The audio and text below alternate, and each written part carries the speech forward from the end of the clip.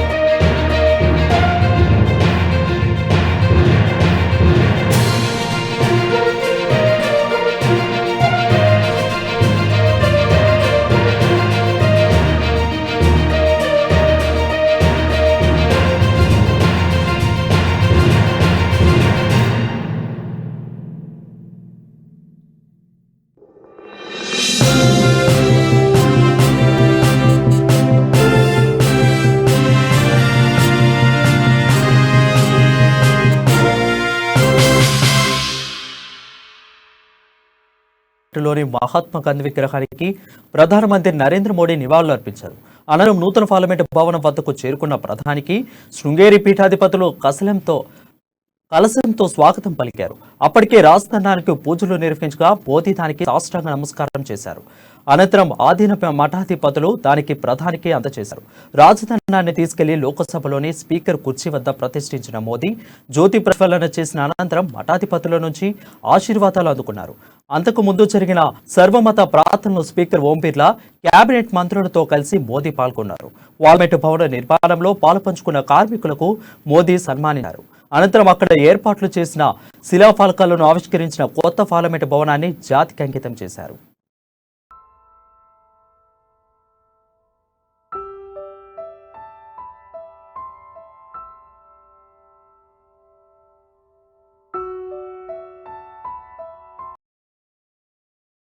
ఇక నూతన పార్లమెంటు భవనంలో తొలి సభ నిర్వహించారు. పార్లమెంటులో అడుగుపెట్టిన ప్రధానికి సభ్యులు కరతాళ ధ్వనులతో స్వాగతం పలికారు. లోకసభ ఛాంబర్లోకి వస్తున్న ఆయనకు లేచి నిలబడి ఎంపీలందరూ ఆహ్వానించారు. వారికి నమస్కరిస్తూ ప్రధాని ముందుకు కదిలారు. నూతన పార్లమెంటు భవనం ప్రారంభోత్సవం సందర్భంగా 75 కాయిన్ పోస్టల్ స్టాంప్ ను విడుదల చేశారు. అయితే ప్రధాని మోదీ ఈ రోజు చరిత్రలో నిలిచిపోతుందని, ఇది ప్రజాస్వామ్యానికి కొత్త దేవాలయమని అన్నారు. ప్రధాని మోదీ స్వతంత్రం వచ్చి 75 ఏళ్ల తర్వాత కొత్త పార్లమెంట్ ను నిర్మించుకున్నామని, ఇది కేవలం భవనం మాత్రమే కాదు, 140 కోట్ల భారతీయుల ఆకాంక్ష అని చెప్పారు. 140 కోట్ల భారతీయుల కళ సాకారమైందన్నారు. ఆధునిక భారత్ కు కొత్త పార్లమెంటు అద్దం పడుతుందని తెలిపారు. అయితే పవిత్రమైన సెంగోల్ ను పార్లమెంట్ లో ప్రతిష్ఠించామని చెప్పారు. భారత్ అభివృద్ధికి చెందితే ప్రపంచంకు అభివృద్ధి చెందుతుందని తెలిపారు. కొత్త పార్లమెంటు కొత్త భారత్ కు కొత్త జోష్ తీసుకొచ్చిందని వెల్లడించారు.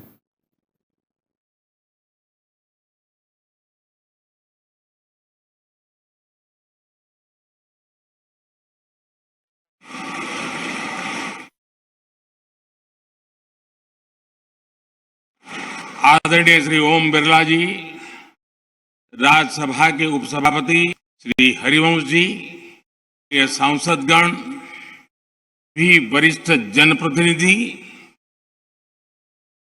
विशिष्ट अतिथि, अन्य सभी महानुभाव, हर देश की विकास यात्रा में जो हमेशा के लिए अमर हो जाते हैं,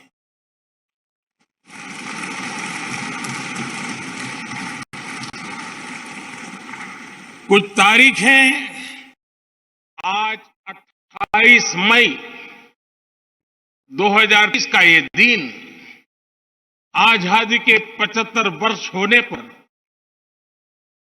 अमृत महोत्सव मना रहा है। इस अमृत महोत्सव में भारत के लोगों ने भारतीय लोकतंत्र के इस स्वर्णिम क्षण की बहुत बहुत बधाई देता हूं।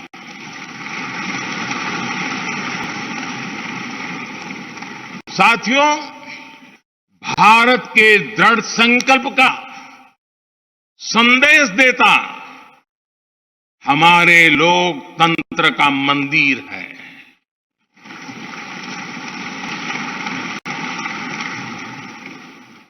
ये नया संसद भवन हमारे स्वतंत्रता सेनानियों के सपन को साकार करने का माध्यम बनेगा। ये नया भवन आत्मनिर्भर भारत के सूर्योदय का साक्षी बनेगा।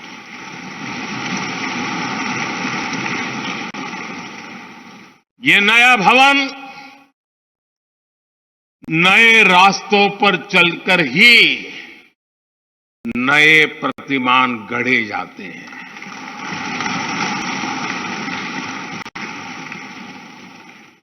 आज नया भारत नए लक्ष्य तय कर रहा है, नए रास्ते गढ़ रहा है। आज फिर एक बार पूरा विश्व भारत को भारत के संकल्प की दृढ़ता को, भारतवासियों की प्रखरता को, भारतीय जनशक्ति की जिजीविषा को आदर। పార్లమెంటు ప్రారంభోత్సవంలో రాజ్యసభ డిప్యూటీ చైర్మన్ హరివంశ్ నారాయణ్ సింగ్ ప్రసంగించారు. ప్రధాని నరేంద్ర మోడీ నాయకత్వంలో 2.5 ఏళ్లలోనే కొత్త ఆధునిక పార్లమెంట్ను నిర్మించడం చాలా సంతోషకరమైన విషయమని అన్నారు. ఈ రోజు ఒక ముఖ్యమైన మైలురాయిని ఎదుర్కొన్నామని చెప్పారు. ఈ అమృత కాలంలో స్ఫూర్తిదాయకంగా ఇది నిలుస్తుందని అన్నారు. రాష్ట్రపతి ద్రౌపది ముర్ము, ఉపరాష్ట్రపతి జగదీప్ ధన్కర్ సందేశాలను చదివి వినిపించారు.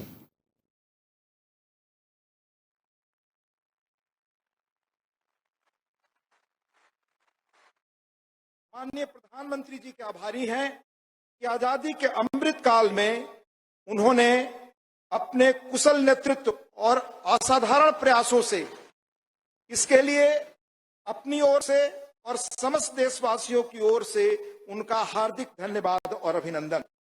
आज हम सब ऐतिहासिक अवसर पर इस भवन के प्रांगण में एकत्रित हैं। हमारे जैसे विशाल और जीवंत लोकतंत्र के लिए यह गर्व का क्षण है। सम्मानित अतिथिगण, हमारा वर्तमान संसद भवन की लोकतांत्रिक गतिविधियों का हमारी प्रगति का मार्गदर्शक रहा है। हमारी गौरवशाली लोकतांत्रिक यात्रा के दौरान अनेक ऐतिहासिक घटनाओं का साक्षी रहा है। अपने संसदीय दायित्वों के समुचित निर्वहन के लिए आधुनिक सुविधाओं एवं नई तकनीक से युक्त एक नए संसद भवन की आवश्यकता महसूस कर रहे थे।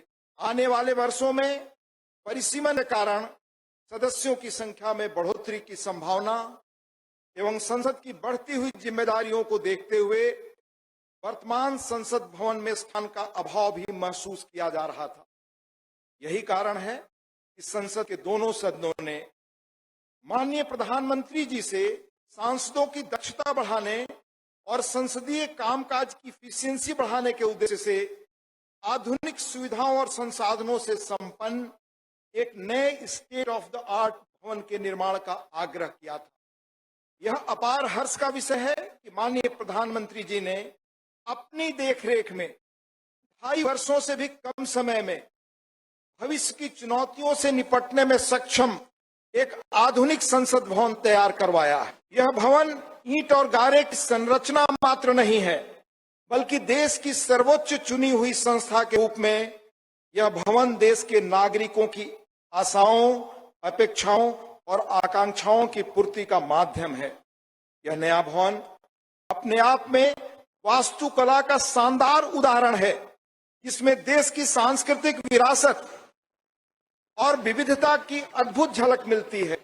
इसमें हमारी संसद की जरूरतों के अनुरूप सौंदर्य और प्रौद्योगिकी का मिश्रण भी किया गया है। यह भवन त्रिकोणीय आकार के स्थान का अधिकतम उपयोग सुनिश्चित करता है।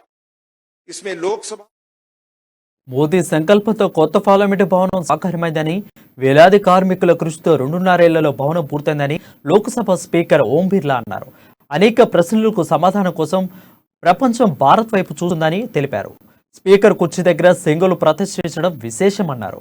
కొత్త పార్లమెంటు భవనం కళావైభవానికి ప్రత్యేకాన్ని వెల్లడించారు.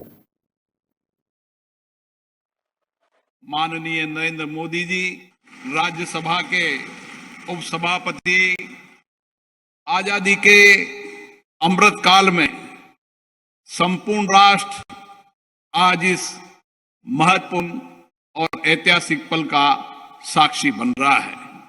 मैं माननीय प्रधानमंत्री जी को साधुवाद देता हूं, जिनके दृढ़ संकल्प और प्रेरक मार्गदर्शन से संसद का यह नया भवन, मैं उन हजारों श्रमिक भाई बहनों को कोविड महामारी के कठिन समय में हमारे श्रमिकों ने अपने कर्तव्यों के प्रति अद्भुत समर्पण दिखाया, जिसके कारण राष्ट्र का ये सामूहिक जनहित और जनता का सेवा भाव के रूप में काम करते हैं।